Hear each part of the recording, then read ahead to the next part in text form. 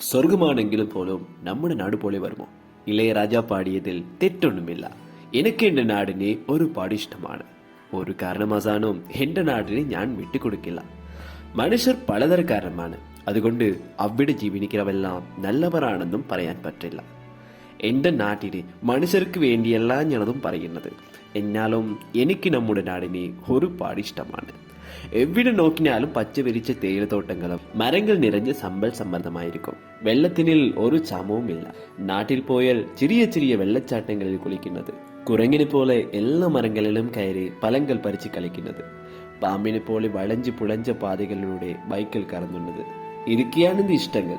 ഒരു സന്ധ്യാസമയത്ത് മഞ്ഞ പെയ്യാൻ തുടങ്ങുമ്പോൾ ചായോടി ചൂടുള്ള ഗ്ലാസും കൂടെ ഒരു നല്ല എരിവുള്ള ചമ്മന്തിയും ചപ്പാത്തിയും കടിച്ചാൽ സ്വർഗം കാണാം. ചില്ലെന്നൊരു ക്ലൈമറ്റ്, നല്ല തണുപ്പായിരിക്കും.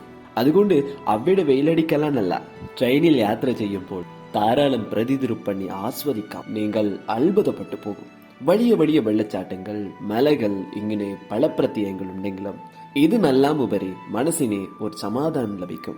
അത് വാക്കുകളിലൂടെ നിങ്ങളോട് പറഞ്ഞതിനേക്കാൾ നിങ്ങൾ നേരിട്ട് അനുഭവിച്ചറിയുമ്പോൾ മാത്രമേ മനസ്സിലാകും.